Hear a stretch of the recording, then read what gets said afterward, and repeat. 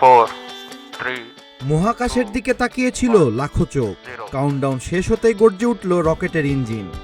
ধোঁয়ার বিশাল মেঘ পেছনে ফেলে আকাশ চিরে উপরে উঠতে শুরু করলো একটি রকেট। আর সেই মুহূর্তেই তৈরি হলো নতুন ইতিহাস। ভারতের বেসরকারি মহাকাশ প্রতিষ্ঠান স্কাইরুট অ্যারোস্পেস সফলভাবে উৎক্ষেপণ করেছে বিক্রম-1 রকেট। এটি দেশটির প্রথম বেসরকারি অরবিটাল রকেট মিশন, যা মহাকাশ প্রযুক্তিতে একটি গুরুত্বপূর্ণ মাইলফলক হিসেবে দেখা হচ্ছে।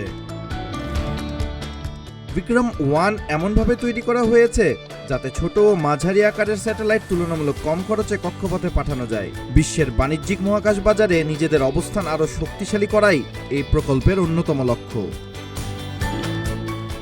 বিশেষজ্ঞদের মতে এই সফল উৎক্ষেপণ শুধু একটি রকেটের সাফল্য নয়, বরং বেসরকারি মহাকাশ খাতে নতুন প্রতিযোগিতারও ইঙ্গিত। ভবিষ্যতে আরও বেশি দেশ ও প্রতিষ্ঠান কম খরচে স্যাটেলাইট উৎক্ষেপণের দিকে ঝুঁকতে পারে। এবার সবার নজর পরবর্তী মিশনের দিকে। এই সাফল্য কি বৈশ্বিক মহাকাশ শিল্পে নতুন এক দৌড়ের সূচনা করবে? সেই উত্তরই খুঁজছে পুরো বিশ্ব।